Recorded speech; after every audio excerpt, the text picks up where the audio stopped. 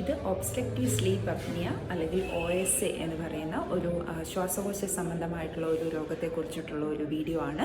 അപ്പോൾ obstructive sleep apnoea എന്ന് പറയുമ്പോൾ അതായത് ഉറക്കത്തിലുണ്ടാകുന്ന കൂർക്കംവലി. അപ്പോൾ ഈ ഉറക്കത്തിലുണ്ടാകുന്ന കൂർക്കംവലി സാധാരണയായിട്ട് പേഷ്യൻ്റ് എപ്പോഴാണ് ഒരു ഹോസ്പിറ്റലിൽ വരുന്നത് അല്ലെങ്കിൽ ഒരു പൾമണോളജിസ്റ്റിനെ കൺസൾട്ട് ചെയ്യുന്ന സ്റ്റേജ് എപ്പോഴാണെന്ന് വെച്ച് കഴിഞ്ഞാൽ ഉറക്കത്തിൽ ഉണ്ടാകുന്ന ഈ കൂർക്കംവലിയുടെ സൗണ്ട് കാരണം മറ്റുള്ളവർക്ക് ഡിസ്റ്റർബൻസ് ആവുന്ന ഒരു ഘട്ടത്തിലാണ്, മറ്റുള്ളവരുടെയും കൂടെ ഉറക്കം നഷ്ടപ്പെടുന്ന ഒരു ഘട്ടത്തിൽ മാത്രമാണ് ഒരു പൾമണോളജിസ്റ്റിനെ അല്ലെങ്കിൽ ഒരു ഹോസ്പിറ്റലിൽ വന്നിട്ട് ഒരു ഡോക്ടർ അഡ്വൈസ് എടുക്കുന്നത്. അപ്പം ഈ കൂർക്കംവലിക്ക് ഉണ്ടാകാനായിട്ടുള്ള റീസൺസ് എന്ന് പറയുന്നത് ചിലവർക്ക് അതായത് അനാറ്റമിക്കൽ പ്രോബ്ലംസ് ഉണ്ടായിരിക്കും.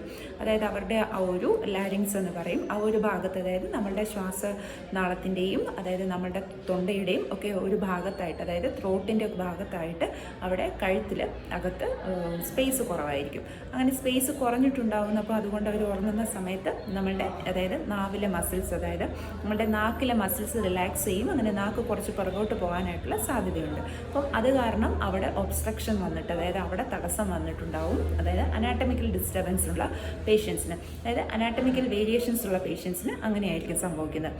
അതല്ലാതെ ഒബേസിറ്റിയുടെ ഭാഗമായിട്ട് അതായത് അമിതമായിട്ടുള്ള ശരീരഭാരത്തിൻ്റെ ഭാഗമായിട്ടും ഉറക്കത്തിൽ കൂർക്കംവലി ഉണ്ടാവാറുണ്ട്.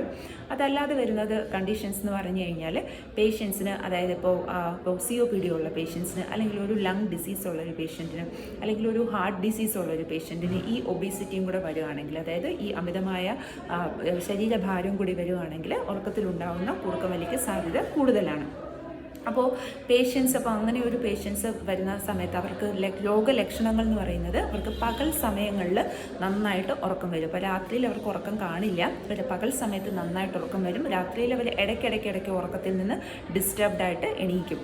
അപ്പോൾ അത് മാത്രമല്ല ഉറക്കത്തിൽ നിന്ന് അവർ ഞെട്ടി എണീക്കുകയാണ് ചെയ്യുന്നത്. അപ്പോൾ ശ്വാസം കിട്ടാത്തൊരവസ്ഥ, ഉറക്കത്തിൽ ശ്വാസം മുട്ടിയിട്ട് ശ്വാസം കിട്ടാത്തൊരവസ്ഥ കാരണം ഞെട്ടി എണീക്കും. അപ്പോൾ ആ സമയത്ത് ചില ആളുകൾക്ക് ഓക്സിജൻ സാച്ചുറേഷൻ അതായത് ഓക്സിജൻ്റെ ലെവലൊക്കെ കുറയാനായിട്ടുള്ള സാധ്യതയും ഉണ്ട്.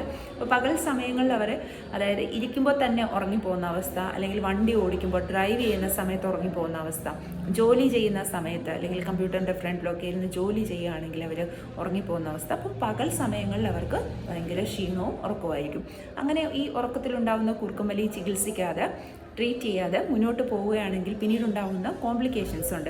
കോംപ്ലിക്കേഷൻസ് എന്തൊക്കെയാണെന്ന് വെച്ച് കഴിഞ്ഞാൽ ഇങ്ങനെയുള്ള പേഷ്യൻസിന് അതായത് ഭാവിയിൽ ഹൈപ്പർ ടെൻഷൻ അതായത് BP ഷൂട്ട് ചെയ്യാനായിട്ടുള്ള BP ഹൈ ആവാനായിട്ടുള്ള ചാൻസസ് ഉണ്ട്.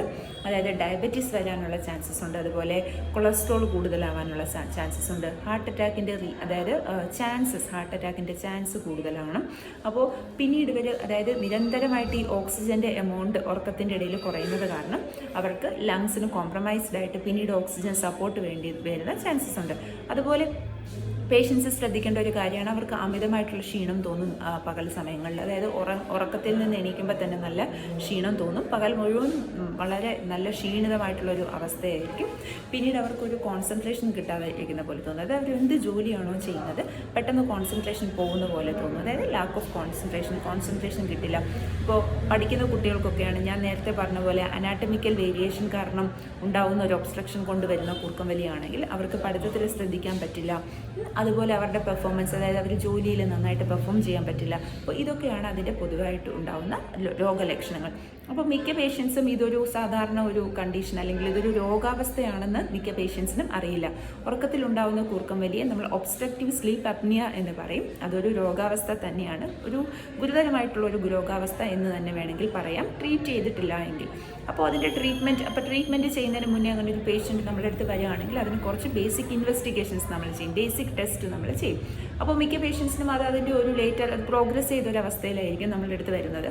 അപ്പോൾ നമ്മൾ ബേസിക് ടെസ്റ്റുകളായി ചില ബ്ലഡ് ടെസ്റ്റുകൾ ചെയ്യുന്നു. നമ്മൾ അതിനകത്ത് ഷുഗർ വാല്യൂ നോക്കും, HbA1c എന്ന് പറയും. അതുപോലെ ABG എന്ന് പറയുന്ന ഒരു ടെസ്റ്റ് ചെയ്യും. അതായത് നമ്മളുടെ ബ്ലഡിനകത്ത് അതായത് ആർട്ടറിയിലുള്ള ബ്ലഡ് വെസലിലുള്ള ബ്ലഡിന് ആർട്ടറിയിൽ നിന്ന് ഡയറക്റ്റ് എടുത്തിട്ട് നമ്മൾ അതിനകത്തുള്ള കെമിക്കൽ അനാലിസിസ് ചെയ്യുന്ന ടെസ്റ്റാണ് ABG എന്ന് പറയുന്നത്. പിന്നെ chest x-ray, basic investigation chest x-ray ചെയ്യും. അതുപോലെ പൾമണറി ഫങ്ഷൻ ടെസ്റ്റ് എന്ന് പറയുമ്പോൾ PFT എന്ന് പറയും. അതായത് ശ്വാസകോശത്തിൻ്റെ കപ്പാസിറ്റി, ലങ് വോളിയം ഒക്കെ അറിയുന്ന ഒരു ടെസ്റ്റാണ് PFT എന്ന് പറയുന്നത്. അപ്പോൾ ഇതൊക്കെ ബേസിക് ഇൻവെസ്റ്റിഗേഷൻസ് ആണ്. അതുപോലെ നമ്മൾ ചെയ്യുന്ന ഇൻവെസ്റ്റിഗേഷൻ ആണ് നമ്മൾ എക്കോ എടുക്കും. പേഷ്യൻസിനോട് നമ്മൾ എക്കോ സജസ്റ്റ് ചെയ്യും. അതായത് നമുക്ക് നിരന്തരമായിട്ടുള്ള ഈ ഒരു അസുഖം കാരണം ഹാർട്ടിന് എന്തെങ്കിലും കോംപ്രമൈസ് ഉണ്ടായിട്ടുണ്ടോ എന്ന് അറിയണം. അതുപോലെ നമ്മൾ തൈറോയ്ഡ് ചെക്ക് ചെയ്യും. ഇപ്പോൾ തൈറോയ്ഡ് നമ്മൾ നോക്കുന്നത് എങ്ങനെയാണെന്ന് വെച്ച് കഴിഞ്ഞാൽ, അതായത് ചില പേഷ്യൻസിന് തൈറോയ്ഡ് ഉള്ള പേഷ്യൻസിന്, അതായത് ഈ തൈറോയ്ഡ് ഗ്രന്ഥി വലുതായിട്ട് അതിൽ മുഴയോ അല്ലെങ്കിൽ അതായത് നമ്മൾ മൾട്ടി നോഡുലർ ഗോയിറ്ററോ മുഴയോ അങ്ങനെ എന്തെങ്കിലും വന്നിട്ട് അവിടെ തടസ്സം സൃഷ്ടിക്കുകയാണെങ്കിൽ, അതായത് നമ്മളുടെ ശ്വാസനാളത്തിലേക്കുള്ള തടസ്സം ഉണ്ടാക്കുകയാണെങ്കിലും ഒബ്സ്ട്രക്റ്റീവ് സ്ലീപ്പ് അപ്നിയ അല്ലെങ്കിൽ OSA വരാനുള്ള സാധ്യതയുണ്ട്. അപ്പോൾ ഇങ്ങനെയുള്ള കുറച്ച് ബേസിക് ഇൻവെസ്റ്റിഗേഷൻസ് നമ്മൾ ആദ്യം പേഷ്യൻസിൻ്റെ അടുത്ത് നമ്മൾ പറയും. അങ്ങനെ ഇത്രയും ബ്ലഡ് ഇൻവെസ്റ്റിഗേഷൻസ് ചെയ്തതിന് ശേഷം നമ്മൾ പേഷ്യൻറ്റിനെ അതായത് സ്ലീപ്പ് സ്റ്റഡി എന്ന് പറയും. സ്ലീപ്പ് സ്റ്റഡി എന്ന് പറഞ്ഞു കഴിഞ്ഞാൽ പോളിസോംനോഗ്രഫി എന്നാണ് അതിൻ്റെ പേര്.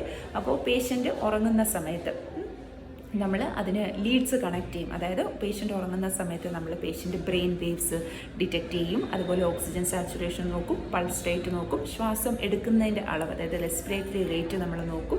അതുപോലെ പേഷ്യൻ്റ് ഉറക്കം ഡിസ്റ്റർബ്ഡ് ആവുന്നുണ്ടോ നോക്കും. അതുപോലെ പിന്നെ നമ്മൾ നോക്കുന്നത് അതായത് മസിൽ മൂവ്മെൻറ്റ്സ് നോക്കും, അബ്ഡോമിനൽ മസിൽ മൂവ്മെൻറ്റ്സ് നോക്കും, അല്ലെങ്കിൽ നമ്മുടെ കൈകാലുകൾ അനങ്ങുന്നത് നോക്കും. അപ്പം ഇതെല്ലാം നോക്കാനായിട്ട് കുറേ ലീഡ്സ് നമ്മൾ പേഷ്യൻറ്റിനെ കണക്ട് ചെയ്തിട്ട് പേഷ്യൻ്റ് ഉറക്കുന്ന സമയത്ത് ചെയ്യുന്ന ഒരു ടെസ്റ്റ് സ്ലീപ്പ് സ്റ്റഡി എന്ന് പറയുന്നത്. അങ്ങനെ സ്ലീപ്പ് സ്റ്റഡി ചെയ്തതിന് ശേഷം നമുക്കൊരു റിപ്പോർട്ട് കിട്ടും. അതായത് ആ റിപ്പോർട്ടിൻ്റെ അടിസ്ഥാനത്തിൽ നമ്മളൊരു ടൈട്രേഷൻ സ്റ്റഡിയും ചെയ്യും. ഇപ്പോൾ ടൈട്രേഷൻ സ്റ്റഡി എന്ന് വെച്ച് കഴിഞ്ഞാൽ നമ്മൾ ആദ്യം ഒരു സ്ലീപ്പ് സ്റ്റഡി ചെയ്തു. അപ്പോൾ അതിൽ നിന്ന് നമ്മൾ കുറേ വാല്യൂസ് ഒക്കെ നോക്കി, ഓക്സിജൻ്റെ എമൗണ്ട് സാച്ചുറേഷൻ ഒക്കെ നോക്കിയതിന് ശേഷം നമ്മളൊരു ടൈട്രേഷൻ സ്റ്റഡി, അതായത് നമ്മളൊരു CPAP എന്ന് പറയും, അതായത് ഒബ്സ്ട്രക്റ്റീവ് സ്ലീപ്പ് അപ്നിയ അല്ലെങ്കിൽ കൂർക്കം വലി ഉണ്ടാകുന്ന പേഷ്യൻസിന് സാധാരണയായിട്ട് നമ്മൾ സജസ്റ്റ് ചെയ്യുന്ന, അതായത് എൻ്റെ ട്രീറ്റ്മെൻറ്റിൻ്റെ ഭാഗമായിട്ട് കൊടുക്കുന്ന ഒരു മെഷീനാണ് CPAP അല്ലെങ്കിൽ BiPAP എന്ന് പറയുന്നത്. അപ്പോൾ അതായത് അത് ഹൈ പ്രഷറിൽ ഓക്സിജൻ സപ്ലൈ ചെയ്യുന്ന ഒരു മെഷീനാണ്. അതായത് പേഷ്യൻ്റ് എങ്ങനെയാണ് അത് യൂസ് ചെയ്യുന്നതെന്ന് വെച്ച് കഴിഞ്ഞാൽ, നമ്മൾ ആ ഒരു സ്ലീപ്പ് സ്റ്റഡിയുടെ അതായത് ആ റിപ്പോർട്ടിൻ്റെ അടിസ്ഥാനത്തിലാണ് നമ്മൾ CPAP അല്ലെങ്കിൽ BiPAP എന്ന് പറയുന്ന മെഷീൻ പേഷ്യൻറ്റിന് സജസ്റ്റ് ചെയ്യുന്നത്. അപ്പോൾ പേഷ്യൻ്റ് ഉറങ്ങുന്ന സമയത്ത് ഇത് കണക്ട് ചെയ്തിട്ട്, അതായത് ഇതിൻ്റെ മാസ്ക് കണക്ട് ചെയ്തിട്ട് ആണ് പേഷ്യൻ്റ് ഉറങ്ങേണ്ടത്. അപ്പം ആദ്യമൊക്കെ അതായത് ഈ സ്ലീപ്പ് സ്റ്റഡി ചെയ്തതിന് ശേഷം, അതായത് സ്ലീപ്പ് സ്റ്റഡി ചെയ്തിട്ടാണ് നമ്മൾ ഒബ്സ്ട്രക്റ്റീവ് സ്ലീപ്പ് അപ്നിയയുടെ ഏത് ഗ്രേഡിലാണ് വരുന്നത്, എത്ര പ്രോഗ്രസ് ചെയ്തിട്ടുണ്ട്, അതിൻ്റെ സിവിയറിറ്റി എത്രയാണ് എന്നൊക്കെ നോക്കുന്നത്. അപ്പോൾ പേഷ്യൻ്റ് പൊതുവേ ഈ കൂർക്കം വലി ഉള്ള ഈ കൂർക്കം വലിയുള്ള പേഷ്യൻസിന് പൊതുവേ എന്ന് പറയുമ്പോൾ അതായത് അതിൻ്റെ ഒരു ബോധവൽക്കരണം, അല്ലെങ്കിൽ അവർ അവെയറല്ല എത്രമാത്രം സീരിയസ് ആയിട്ടുള്ള ഒരു രോഗാവസ്ഥയാണ് ഈ കൂർക്കം വലി. ചിലർക്ക് ചെറുപ്പകാലത്ത് തൊട്ടേ ഇതുണ്ടായിരിക്കും. അപ്പോൾ ട്രീറ്റ്മെൻറ്റ് എന്ന് ഞാൻ CPAP BiPAP മെഷീൻ നമ്മൾ സ്ലീപ്പ് സ്റ്റഡി അല്ലെങ്കിൽ പോളിസോംനോഗ്രഫി എന്ന് പറയുന്ന ടെസ്റ്റ് ചെയ്തതിന് ശേഷം CPAP BiPAP മെഷീൻ നമ്മൾ സജസ്റ്റ് ചെയ്യും പേഷ്യൻറ്റും. അപ്പോൾ ട്രീറ്റ്മെൻറ്റിൻ്റെ ഭാഗമായിട്ട് അതിന് മുന്നേ നമുക്ക് കുറേ ട്രീറ്റ്മെൻറ്റ് ഉണ്ട്. അതായത് അമിതമായിട്ടുള്ള അമിതമായിട്ടുള്ള ശരീരഭാരമുള്ള പേഷ്യൻസ് എന്താ ചെയ്യേണ്ടതെന്ന് വെച്ച് കഴിഞ്ഞാൽ, പ്രോപ്പറായിട്ട് എക്സസൈസ് ചെയ്യുക, ഡയറ്റ് റെഗുലേറ്റ് ചെയ്യുക, അങ്ങനെ അവരുടെ ശരീരഭാരം കുറയ്ക്കുക. അപ്പോൾ ശരീരഭാരം, അതായത് അമിതമായിട്ടുള്ള ശരീരഭാരമുള്ള പേഷ്യൻസ് ആണെന്നുണ്ടെങ്കിൽ അവർ ആ ഒരു വെയിറ്റ് കുറച്ച് വരുമ്പോഴത്തേക്കിനും ഈ ഉറക്കത്തിലുണ്ടാകുന്ന ഈ കൂർക്കം വലിക്ക് തന്നെ, അതായത് അതിനകത്ത് നല്ലൊരു ഇമ്പ്രൂവ്മെൻറ്റ് പേഷ്യൻസിന് കണ്ടുവരാറുണ്ട്. അതുപോലെ നിങ്ങളുടെ ഡയറ്റ് മോഡിഫൈ ചെയ്യുക. അതുപോലെ നിങ്ങൾക്ക് അതായത് അണ്ടർലൈങ് ആയിട്ടുള്ള വേറെ അസുഖങ്ങൾ, അതായത് ഇപ്പം ഡയബറ്റീസ് ഉണ്ടെങ്കിൽ, അല്ലെങ്കിൽ ഹൈപ്പർ ടെൻഷൻ ഉണ്ടെങ്കിൽ, അല്ലെങ്കിൽ നിങ്ങൾക്ക് ഹൈ കൊളസ്ട്രോൾ ഉണ്ടെങ്കിൽ, അതെല്ലാം നിങ്ങൾ കൺട്രോൾ ചെയ്ത് പ്രോപ്പറായിട്ട് ട്രീറ്റ്മെൻറ്റ് എടുത്ത് കൺട്രോൾ ചെയ്യുക. കാരണം ഈ അസുഖങ്ങളും അതിൻ്റെ കൂടെ ഈ കൂർക്കം വലിയുടെ അസുഖം കൂടി ചേർന്ന് വന്നു കഴിഞ്ഞാൽ പിന്നീട് അതായത് നിങ്ങൾക്ക് കോംപ്ലിക്കേഷൻസ് ഉണ്ടാകാനുള്ള സാധ്യത കൂടുതലാണ്.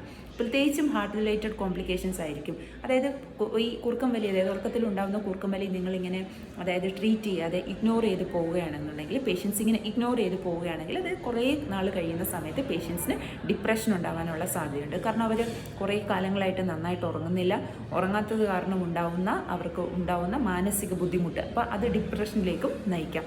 അപ്പോൾ ഈ സാധാരണ പേഷ്യൻസ് എല്ലാവരും ഈ ഉറക്കത്തിലുണ്ടാകുന്ന കൂർക്കം വലി ഒരു നിസ്സാരമായിട്ടുള്ള ഒരു അവസ്ഥയായിട്ടാണ് കണക്കാക്കുന്നത്. അതൊരു രോഗമാണെന്ന് പോലും പേഷ്യൻറ്റിന് പ്രോപ്പറായിട്ടുള്ള അവയർനെസ് ഇല്ല. അതങ്ങനെ ഉണ്ടായിരിക്കുന്ന പേഷ്യൻസിന് തന്നെ അറിയില്ല ഇതൊരു രോഗാവസ്ഥയാണ്, ചികിത്സ തേടേണ്ട ഒരു രോഗാവസ്ഥയാണ്. കാരണം നമ്മളെപ്പോഴും അതായത് പേഷ്യൻസ് എപ്പോഴും, കാരണം അവർ നോക്കുന്ന സമയത്ത് പേഷ്യൻസിന് പകൽ സമയത്ത് ശ്വാസം മുട്ടലില്ല, ഉറക്കം വരുന്നു എന്നുള്ള ഇതും കൂടുതലായിട്ട് ഉറക്കം വരുന്നു അല്ലെങ്കിൽ ക്ഷീണം തോന്നിക്കുന്നു എന്നുള്ള ഒരു സിംറ്റംസ് മാത്രമേ ഉള്ളതുകൊണ്ട് പേഷ്യൻസ് ഇഗ്നോർ ചെയ്യാനുള്ള സാധ്യതയുണ്ട്. അപ്പോൾ ഈ വീഡിയോ കാണുന്ന പേഷ്യൻസ്, അതായത് ആർക്കെങ്കിലും ഉറക്കത്തിൽ കൂർക്കം വലി അനുഭവപ്പെടുകയാണെങ്കിൽ, അതായത് അതുപോലെ ഞാൻ നേരത്തെ പറഞ്ഞ സിംറ്റംസ് എല്ലാം ഏതെങ്കിലുമൊക്കെ സിംറ്റംസ് ഉണ്ടെങ്കിൽ നിങ്ങൾ ഒരു പൾമണോളജിസ്റ്റിനെ കണ്ടിട്ട് ഞാൻ നേരത്തെ പറഞ്ഞ പോലെ അതിൻ്റെ ബേസിക് ഇൻവെസ്റ്റിഗേഷൻസ് ഒക്കെ ചെയ്തിട്ട് ഒരു പ്രോപ്പർ ഡയഗ്നോസിസിൽ എത്തേണ്ടതാണ്. അങ്ങനെ ഒരു ട്രീറ്റ് ചെയ്യേണ്ട ഒരു സിവിയറിറ്റിയിലേക്കാണ്. അതായത് ചിലപ്പോൾ അതിൻ്റെ ഒരു ഇനീഷ്യൽ സ്റ്റേജസ് ആണെങ്കിൽ നിങ്ങൾക്ക് ഡയറ്റ് മോഡിഫിക്കേഷൻ, അതായത് നിങ്ങളുടെ ആഹാര രീതി മാറ്റിയിട്ടും അല്ലെങ്കിൽ നിങ്ങൾ എക്സസൈസ് ചെയ്തിട്ടും നിങ്ങളുടെ അതായത് ശരീരഭാരം കുറച്ചിട്ടുമൊക്കെ അത് മെയിൻറ്റെയിൻ ചെയ്ത് പോകാൻ പറ്റുന്ന അവസ്ഥയിലാണ് നിങ്ങൾ അതായത് രോഗം ഡിറ്റക്റ്റ് ചെയ്തിട്ടുണ്ടെങ്കിൽ അല്ലെങ്കിൽ ഡയഗ്നോസ് ചെയ്തിട്ടുണ്ടെങ്കിൽ നിങ്ങൾ ആ ഒരു CPAP മെഷീൻ അല്ലെങ്കിൽ BiPAP മെഷീൻ വെക്കുന്നതിൻ്റെ ആ ഒരു സ്റ്റേജിലേക്ക് നിങ്ങൾക്ക് എത്താതെ തന്നെ ഉറക്കത്തിലുള്ള കൂർക്കം വലി ട്രീറ്റ് ചെയ്തിട്ട് ഒരു പരിധി വരെ നിങ്ങൾക്ക് സുഖമാക്കാം.